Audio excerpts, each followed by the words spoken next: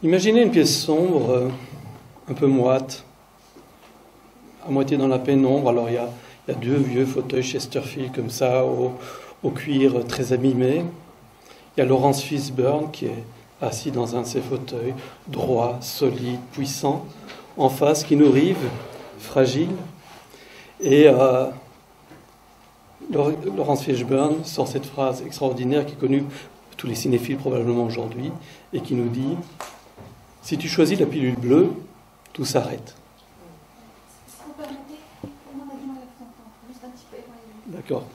C'est mieux comme ça ? Oui. D'accord. Donc, si tu choisis la pilule bleue, tout s'arrête. Tu feras de beaux rêves. Tu pourras continuer à penser ce que tu veux. Si tu choisis la pilule rouge, tu restes au pays des merveilles. Et on plonge profond avec le lapin blanc au fond du gouffre.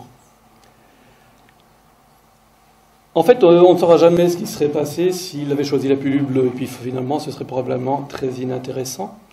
Il aurait choisi une voie qui est une voie qui n'aurait rien apporté. Il n'y aurait pas eu de drame, il n'y aurait pas eu de chemin. On en parlait tout à l'heure entre nous. Il n'y aurait pas eu le voyage du héros. Fabuleux livre, hein, je vous invite à le lire. Et ceux qui vont vouloir se lancer dans l'entrepreneuriat vont devoir franchir un seuil et rentrer dans un voyage du héros. Alors, avant d'aller plus loin, j'ai presque envie de vous demander une chose. Mais juste avant de vous poser cette question, j'aime bien partir d'un principe qu'on échangeait d'ailleurs encore tout à l'heure. Et c'est au cœur de mon enseignement aujourd'hui. Et je dis souvent, si mes étudiants ne retiennent que ça, même s'ils ne retiennent pas mes cours, j'ai le sentiment d'avoir fait quelque chose. Nos choix ont des conséquences. Nous pouvons poser tous les choix que nous voulons.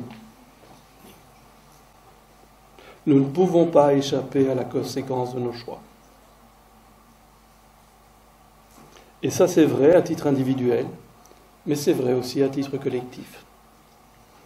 Néo avait un choix, la pilule rouge, la pilule bleue. Vous avez le choix entre deux carrières. Une carrière qui sera dans la voie de la servitude, ce que vont choisir probablement 95% des personnes qui sortent de nos écoles.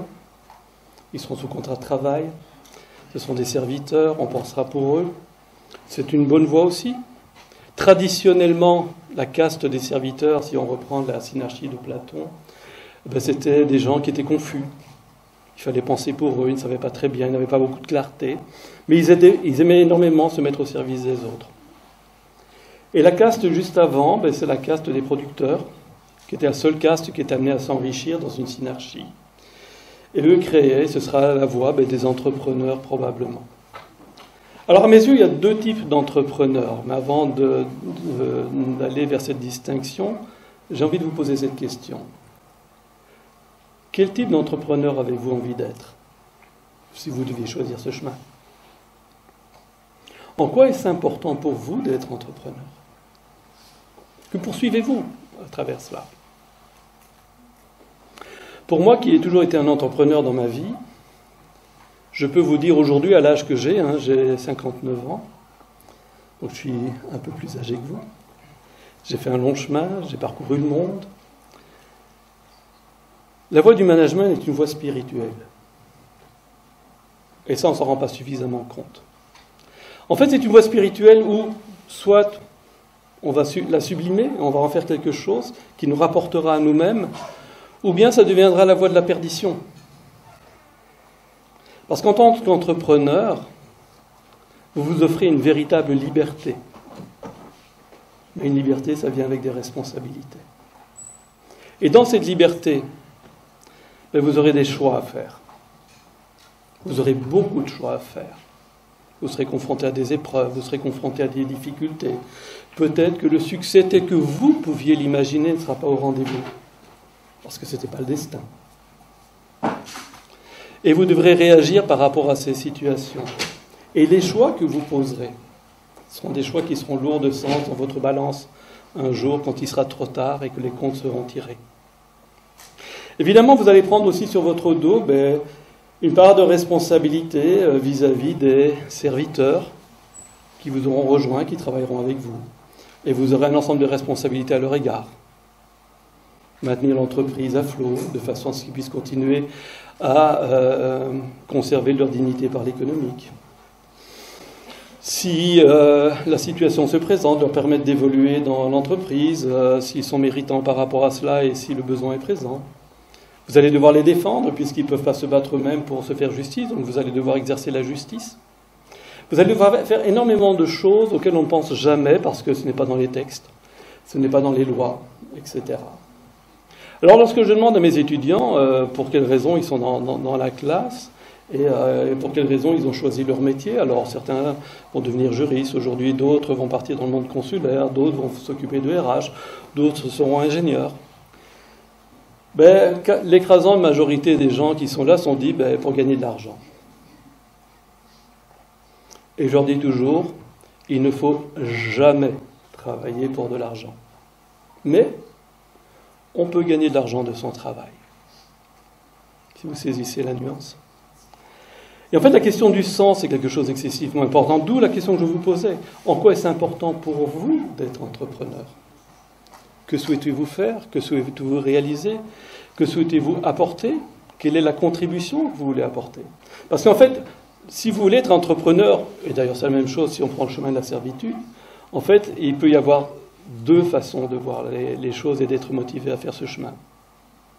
Soit je suis motivé sur des choses que je rapporte à moi-même, gagner de l'argent, c'est la chose la plus évidente, mais ça peut être aussi m'épanouir ou me faire plaisir dans une spécialité.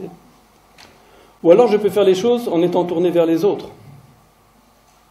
Et là, la question est un petit peu différente. À titre d'exemple, pour donner un scope, je peux très bien créer une entreprise de haute technologie dans laquelle je vais m'éclater, où on va être 3, 4, 5 ingénieurs à travailler comme des fous et se faire plaisir. Et pourquoi pas ? Le Maroc a besoin aussi d'avoir des entreprises pointues avec de la haute technologie. Mais le Maroc a probablement besoin aussi, d'après les observations que je pose, mais je n'ai pas de chiffres à mettre en avant, de rendre de la dignité par l'économique à des gens qui en ont besoin. Vous savez, ces gens pour lesquels on a bonne conscience parce qu'on part dans les montagnes ou les campagnes, leur donner des couvertures tous les ans, que sais-je d'autre, et qui préfèrent peut-être ne pas vivre de notre mendicité, d'avoir une vraie dignité parce qu'ils auraient de l'économique à leur disposition. Et ouvrir des entreprises où finalement les gens n'ont qu'une chose à nous offrir, c'est de la force et du labeur, c'est leur puissance musculaire parce que ils n'ont pas nécessairement eu la chance de faire des études ou de se développer ou d'avoir des capacités cognitives très importantes. S'il n'y a personne pour ouvrir des entreprises pour ces gens-là, on n'aura pas construit le Maroc et on n'aura pas permis à un certain nombre de personnes de retrouver cette dignité auquel ils aspirent et auquel nous prétendons aspirer pour eux. Et c'est là où je dis justement, il y a deux façons de faire l'entrepreneuriat. Soit je le fais pour moi-même, et pourquoi pas, on peut aussi se faire plaisir, ou on le fait pour les autres. Et on prend une responsabilité sur notre dos qui est importante, mais on fait du bien sur des choses concrètes. Plutôt que de donner l'aumône, on rend de la dignité par l'économique aux gens.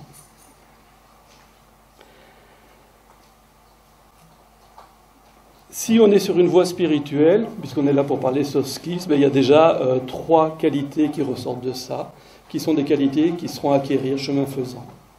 Et ces 3 qualités, à mes yeux, qui sont importantes, sont tout d'abord l'abnégation, ensuite la confiance, parce que tout ne va pas se dérouler comme on l'imaginait. On aura des épreuves, des difficultés, il faudra les franchir. Et donc la confiance quant au fait qu'il y a une solution, que les choses peuvent se faire. Et puis la patience, probablement la qualité la plus importante et la plus soulignée par le Coran. Donc abnégation, confiance et patience sont 3 qualités, j'ai envie de dire, cardinales par rapport à ça.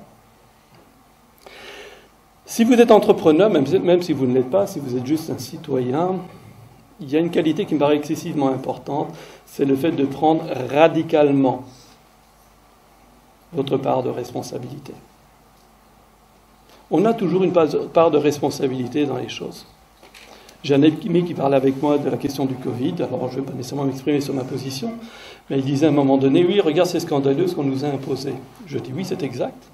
Et en même temps, nous avons accepté de leur obéir. Avec dignité, gentillesse, bienveillance et respect, on ne s'est pas levé pour dire non. Notre économie, nous l'avons détruite de nos propres mains. Et d'ailleurs, c'est une question que je pose souvent à mes étudiants, en particulier pour ceux qui prendront la voie de la servitude. Je leur dis, imaginons Flan qui est là, Et j'appelle Flan, je suis patron, chef d'entreprise. Je dis, écoute Flan, tu veux la villa, tu veux la piscine dans le fond du jardin, la Ferrari, le carburant pour la Ferrari, pour toute la vie de la Ferrari. Écoute, je te donne tout ça, mais tu me sors un logiciel qui va automatiser tous les flux de l'entreprise. Et comme Flan, il est un peu débrouillard avec ses 10 doigts, durant un an, il travaille d'arrache-pied, puis il vient livrer ce merveilleux logiciel au patron, qui lui donne exactement ce qu'il lui a promis. La villa, la piscine, la Ferrari, le carburant. Et en même temps, il licencie 20 000 personnes. Oui, nous avons une relation contractuelle avec notre patron.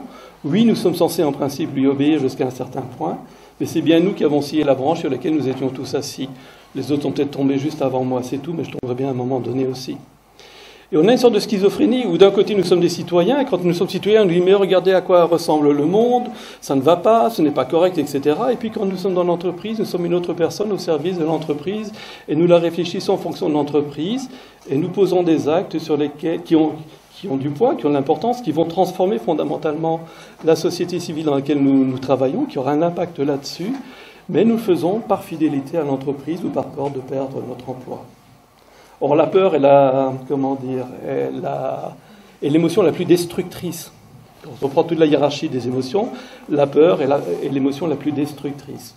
Or, j'observe aujourd'hui que nos sociétés, nos civilisations sont pétries par la peur. Nos citoyens aujourd'hui sont pétris par la peur. L'émotion la plus constructrice, si vous vous posiez la question, c'est l'amour et tous ses composants, comme la compassion, etc. Et la deuxième plus constructrice, celle qui suit juste après, c'est la gratitude. Et finalement, Dieu, c'est mieux comment nous fonctionnons. Et pour reprendre de hadith, un mot léger sur la langue qui pèse lourd dans la balance, vient un hadith. Et l'autre hadith en parle en disant qu'il sème des fleurs au paradis. C'est le mot hamdulillah, qui est un mot de gratitude.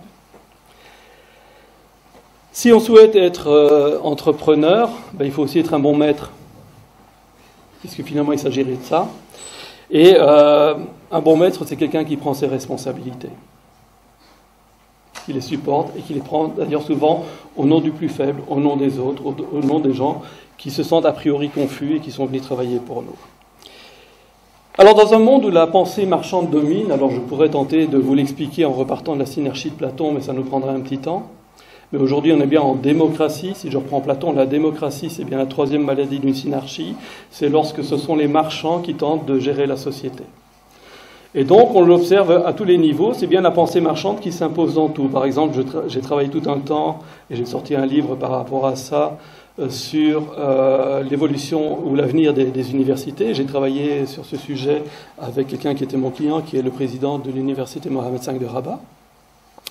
Et je me rends compte à travers ce qu'il m'expliquait de sa vie de président, de la façon dont ça fonctionnait, que finalement, tout était toujours dirigé par la pensée marchande. On nous parle d'investissement, de retour sur investissement, de performance, de chiffres, etc. Or, l'université, ce n'est pas sa place. La place de l'université dans une synarchie, ce n'est pas dans la caste des producteurs, c'est dans ce qu'on appelle la caste du clergé.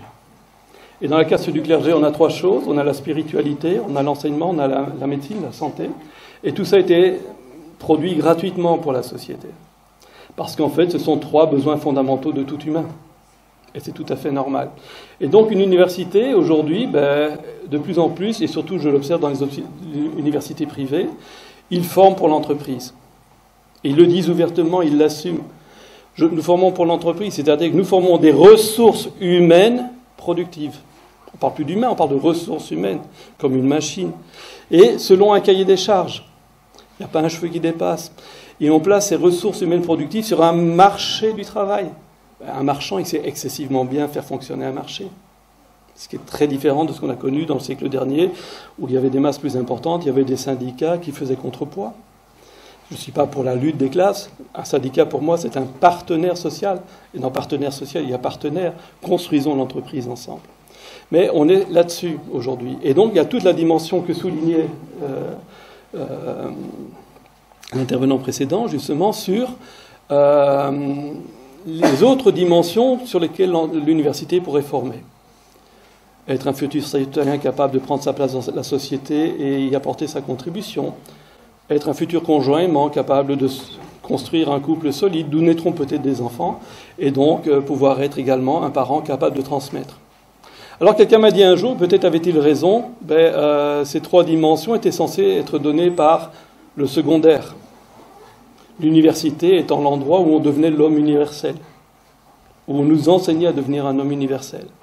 Mais il y a une telle faillite aujourd'hui qu'on pourrait analyser, elle vient à nouveau du monde marchand, sur la perte des soft skills et donc des compétences humaines qu'on devrait avoir, qui fait qu'à un moment donné, on est en faillite par rapport à cela. Alors les entreprises aujourd'hui qui se rendent compte que ça manque, nous les réclament, alors qu'on les a retirés de l'enseignement, et donc on dit aux gens, mais c'est pas grave, comme c'est moi qui ai l'emploi, ou tu les as, ou tu ne progresseras pas dans l'entreprise. C'est un discours que j'ai entendu jeudi dernier encore dans une conférence.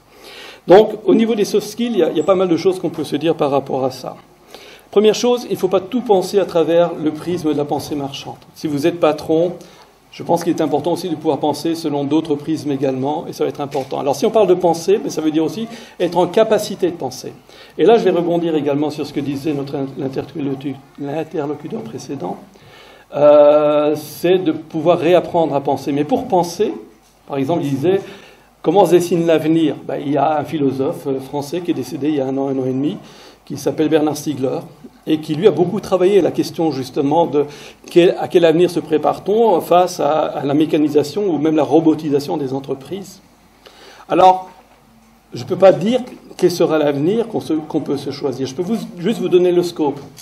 Ça commence à Charlie Chaplin, les temps modernes, c'est-à-dire c'est l'humain, le travail humain qui produit la richesse, et donc la redistribution des richesses se fait à partir du travail humain. Charlie Chaplin, c'était simple, il y avait juste des boulons à serrer, il n'y avait rien à réfléchir. À l'autre bout du scope, les machines produisent tout. Nous, on n'a plus de travail. Mais à ce moment-là, quel mode de redistribution imagine-t-on, et puis quel type de société se choisit-on? Et en fait, on va devoir choisir entre ces 2 pôles. Le problème, c'est que pour réfléchir à quelque chose et prendre conscience que quelque chose existe, il nous faut du vocabulaire. Et ça, c'est une chose que vous allez devoir avoir. Parce que si vous n'avez pas un mot pour quelque chose, cette chose n'existe pas pour vous. Vous ne pouvez pas l'imaginer, vous ne pouvez pas la réfléchir, vous ne pouvez pas la triturer. Et j'ai 2 preuves spirituelles par rapport à ça. Premier verset de l'Évangile selon saint Jean, « Au commencement était le Verbe, et le Verbe était Dieu. » Le Coran, « Kun fayakun ».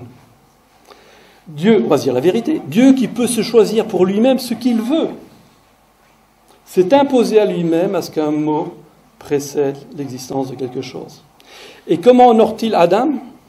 En lui donnant le nom des choses et on lui demande d'enseigner les anges sur le nom de ces choses. Et vous voudriez pouvoir fonctionner sans vocabulaire ? Nous avons des pensées de plus en plus manichéennes parce que nous sommes en perte de vocabulaire. Si je vous dis c'est quoi l'inverse de la richesse, vous allez me répondre probablement la pauvreté. Et je vous dirai non. L'inverse de la richesse, c'est la non-richesse. Pourquoi ? Parce qu'il y a plein de façons de ne pas être riche qui n'est pas nécessairement la pauvreté. Et là, tout d'un coup, on voit tout un scope de grilles qui existent, mais pour pouvoir y accéder, il faut pouvoir les nommer. Sinon, on ne peut rien faire avec ça. Donc, développer votre vocabulaire est une chose importante. Le dictionnaire français, quand j'étais enfant, je pense qu'il faisait 80 000 mots. Quelqu'un qui a la chance de faire des études comme vous, on va fonctionner en moyenne, semble-t-il, sur 2400 mots. Quelqu'un qui n'a pas eu la chance de faire des études va fonctionner sur 300 mots. Ça veut dire que le monde se réduit à 300 réalités. C'est vraiment très pauvre par rapport à la richesse du monde. Donc, apprenez à réfléchir, pensez correctement, mais il faut avoir du vocabulaire pour ça. Alors, pour passer les autres soft skills qui me paraissent importantes, et je ne vais pas nécessairement avoir besoin de toutes les développer, la toute première que je mets tout en haut, c'est l'intégrité. C'est la seule chose que vous ne pourrez jamais négocier. Quand vous l'avez perdue, vous ne la retrouverez jamais. L'intégrité, c'est binaire. Ou on est intègre, ou on ne l'est pas. On n'est pas à 98% intègre. Ça n'existe pas. L'intégrité, ça passe par la congruence. C'est de la communication. C'est le fait d'avoir les différents modes de communication, non-verbal, la voix et les mots qui disent la même chose, qui supportent le même message. Et ça va contribuer à la construction de l'intégrité. Être intègre, c'est dire je suis là à 9h et être là à 9h. C'est ça l'intégrité. Ensuite, si vous voulez continuer à fonctionner comme ça, apprenez l'approche factuelle. Dans nos entreprises, il y a une grosse maladie que j'observe de par ma pratique professionnelle, c'est qu'on s'exprime beaucoup trop en termes d'opinion. Évidemment, on y a droit, mais on est faible. Madame aime le vert, je préfère le rouge, je ne lui ferai pas aimer le rouge, elle ne me fera pas aimer le vert. L'approche factuelle, c'est avancer des faits, c'est avancer des chiffres, c'est avancer des textes, c'est les opposer. La seule façon de s'opposer à des faits, c'est en déposant d'autres faits sur la table. Et c'est génial parce que ça enrichit l'analyse de la situation. Apprenez à être concret, à avancer des chiffres. On parlait tout à l'heure, oui, on a besoin de changer nos universités, oui, nos universités ou nos sociétés sont malades. Une fois qu'on a fait le constat, c'est très bien. Que fait-on par rapport à ça très concrètement ?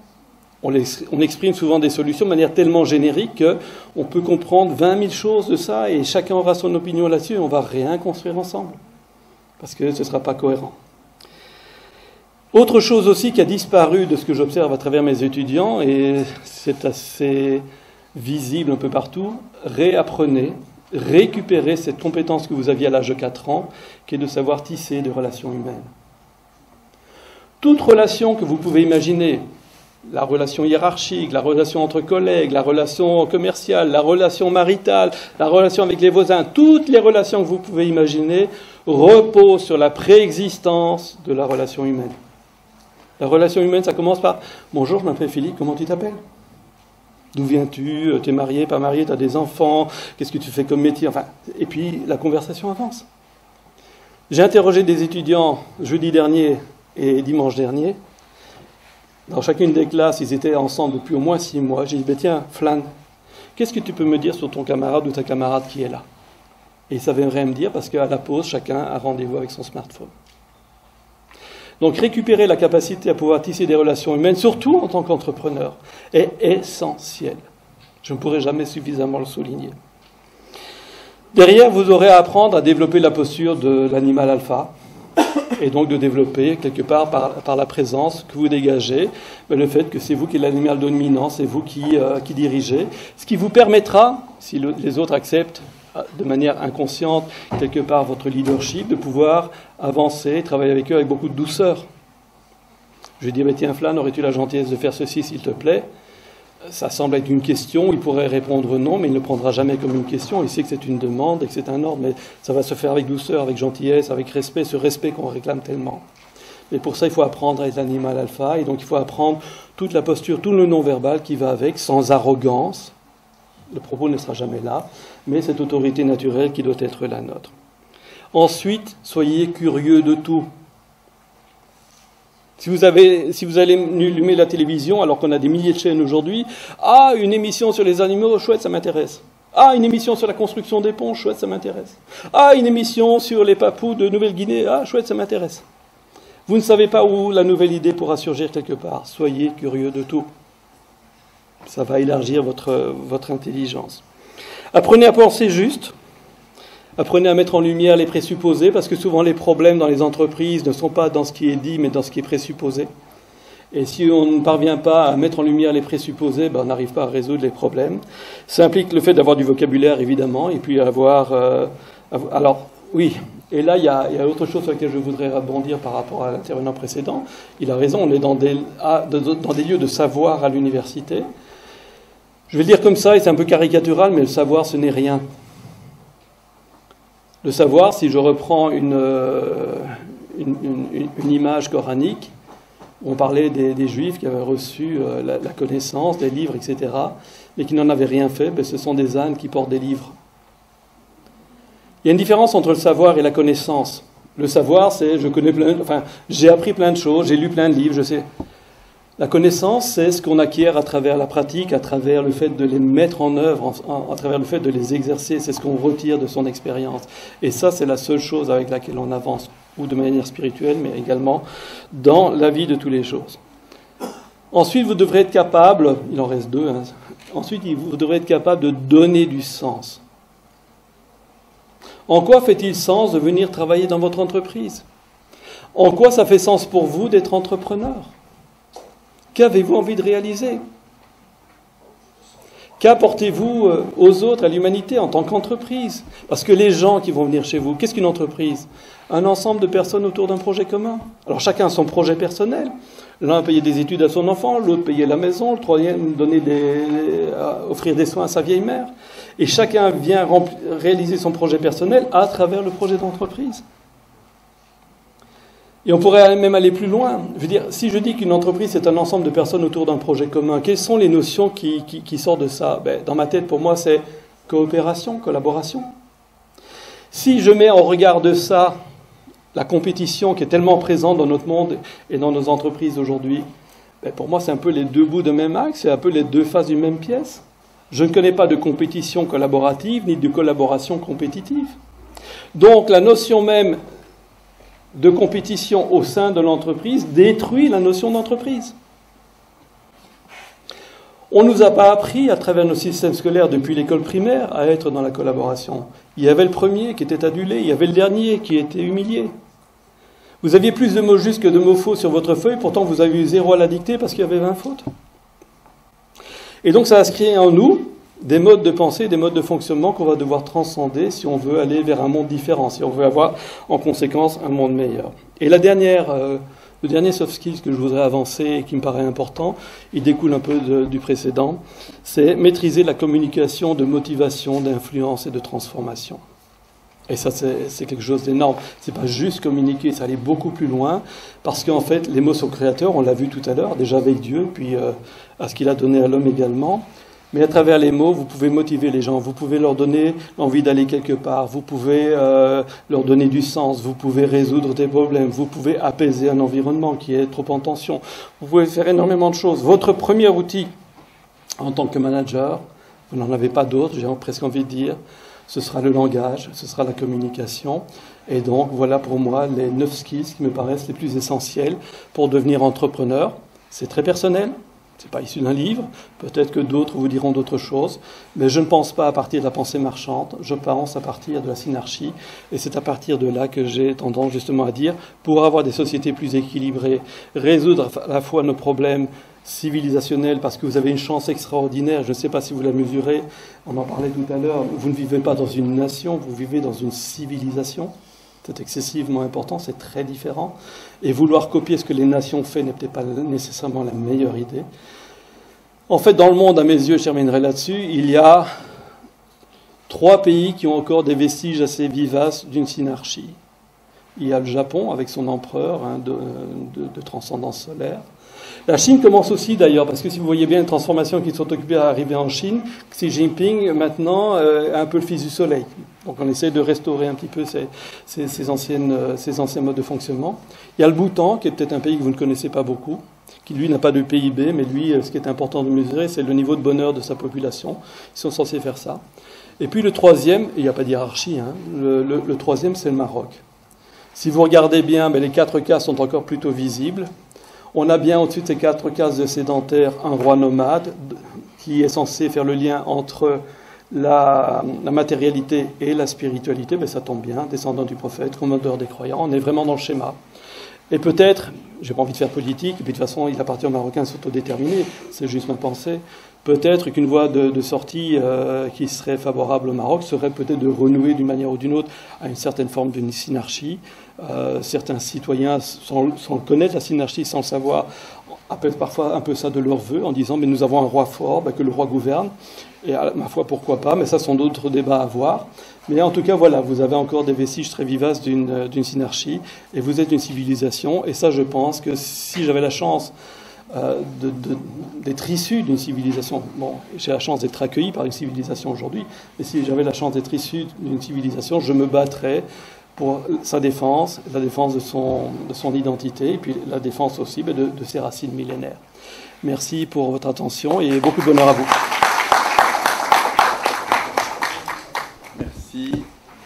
Merci beaucoup. Merci beaucoup, Monsieur Philippe Augean, pour votre intervention. L'économie de temps qu'on avait faite avec Monsieur Sabine, vous avez grignoté dessus.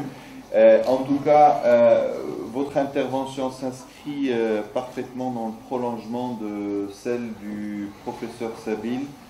Et personnellement, je pense que l'audience aussi a apprécié la grille de lecture dans laquelle vous avez inscrit l'entrepreneuriat et l'entrepreneur, qui est une grille, je dirais une grille spirituel de l'entrepreneuriat, où vous avez insisté beaucoup sur la question du sens, parce que peut-être dans l'imaginaire des jeunes et plus jeunes, un entrepreneur est, entre guillemets, c'est le requin qui cherche à gagner de l'argent, à profiter des autres et ainsi de suite, mais vous avez pardon, question du sens quand on choisit d'être entrepreneur.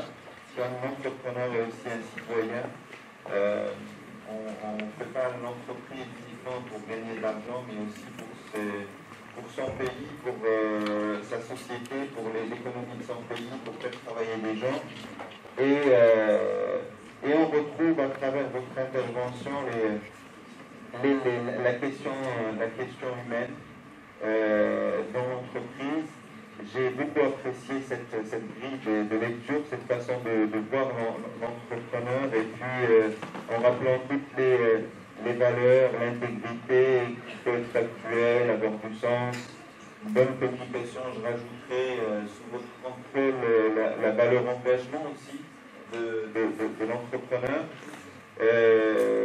En tout cas, c'est les deux dernières interventions insistent énormément sur la question du capital humain et de l'humain, de l'homme en tout cas en général. Et maintenant, c'est pas encore décliné. Je reviens à chaque fois sur l'architecture pédagogique, mais ce sont des choses qu'on souhaite et qu'on souhaiterait en tout cas de tout cœur qui reviennent dans l'architecture pédagogique, puisqu'on parle de human skills dans l'architecture pédagogique de la nouvelle licence et même du master prochainement. Et voilà, donc contrairement, avec tout le respect que j'ai pour les partenaires privés et les écoles privées, encore une fois, vous avez rappelé quelque chose qui m'a fait chaud au cœur, c'est qu'on est fier d'appartenir à cette université publique qui forme de vrais citoyens et pas uniquement des gens pour l'entreprise ou des ressources pour l'entreprise. Voilà, et donc merci encore pour votre intervention trop importante et intéressante. Et sans trop tarder, je passe la parole à ma collègue Ousteda Razan Cholopi pour une intervention sur l'entrepreneurship and the cultural industry. Je me permets, avant de lui céder la parole, de rappeler une petite biographie de Razan. Elle est professeure d'enseignement supérieur universitaire Razan Ier. Elle a eu l'occasion d'occuper différentes fonctions dans le secteur privé. Directrice adjointe dans l'International Center of Human Development, chargée de mission au sein d'une compagnie d'assurance. Elle assure toujours des formations conseils auprès de différentes entreprises marocaines dans le domaine du management stratégique et également le coaching et le développement professionnel et personnel. En ce qui concerne sa formation académique, elle est titulaire d'une maîtrise en études comptables de l'Université de Sfax Tunisie, d'un diplôme des études approfondies en finance de l'Université de Sfax Tunisie, d'un master en contrôle de gestion et système d'information universitaire en premier de stade, d'un doctorat en sciences de gestion de l'Université de Reims, Champagne-Ardenne, et une licence en études anglaises à l'Université Hassan II de Casablanca, d'un master en American Studies de l'Université Hassan II de Casablanca. Concernant ses activités pédagogiques et scientifiques, elle a organisé et participé à de nombreuses conférences et colloques internationaux. Elle a publié plus de 50 articles dans des revues scientifiques et a plus de 70 communications dans des conférences nationales et internationales. Elle a enseigné et enseigne toujours dans plusieurs universités marocaines et étrangères, dans la Roumanie, l'Italie, l'Amérique, le Sénégal et le Portugal. Elle assure principalement des cours de management stratégique, son domaine de recherche et de gestion, et la gestion de la performance, son application dans les différents domaines principalement de l'enseignement supérieur et l'employabilité. Un cursus très riche, très intéressant. Donc, Razan,